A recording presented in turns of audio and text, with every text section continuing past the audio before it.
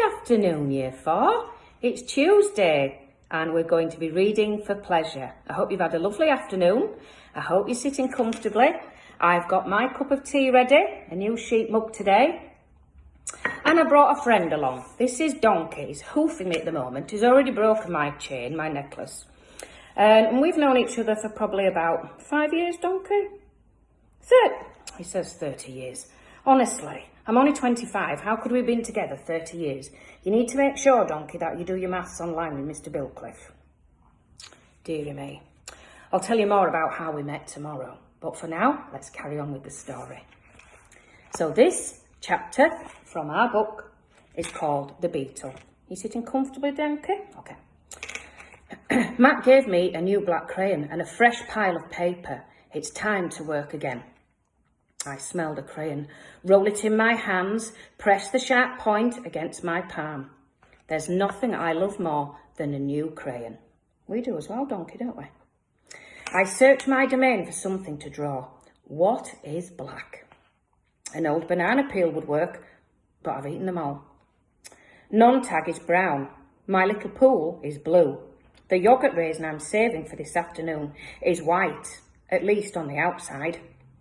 Something moves in the corner. I have a visitor. A shiny beetle has stopped by. Bugs often wander through my domain on their way to somewhere else. Hello, Beetle, I say. He freezes, silent. Bugs never want to chat. The beetle's an attractive bug with a body like a glossy nut. He's black as a starless night. That's it, I'll draw him. It's hard making a picture of something new. I don't get the chance that often, but I try. I look at the beetle, who's being kind enough not to move. Then back at my paper. I draw his body, his legs, his antennae, and his sour expression. I'm lucky. The beetle stays all day. Usually bugs don't linger when they visit me. I'm beginning to wonder if he's feeling okay. Bob, who's been known to munch on bugs from time to time, offers to eat him. I tell Bob that won't be necessary. I'm just finishing my last picture when Mac returns. George and Julia are with him. Mac enters my domain and picks up a drawing. What the heck is this? He asks. Beat me what Ivan thinks he's drawing. This is a picture of nothing. A big black nothing. Julia stands just outside of my domain. Can I see? She asks. Mac holds my picture up to the window. Julia tilts her head. Donkey likes this. She squeezes one eye shut. Then she opens her eyes and scans my domain. I know, she explains. It's a beetle. See that beetle over there by Ivan's pool? Man, I just sprayed this place for bugs. Mac walks over to the beetle and lifts his foot, preparing to stomp. Before Mac can lower his foot, the beetle skittles away, disappearing through a crack in the wall. Mac turns back to my paintings. So you figured this is a beetle, huh? If you say so, kid. Oh, that's a beetle for sure, Julia says, smiling at me. I know a beetle when I see one. It's nice, I think, having a fellow artist around. Change. Stella is the first one to notice the change, but soon we all feel it. A new animal is coming to the big top mall. How do we know this? Because we listen, we watch, and most of all, we sniff the air. Humans always smell odd when change is in the air, like rotten meat with a hint of papaya. Guessing. Bob fears our new neighbour will be a giant cat with slitted eyes and a coiled tail.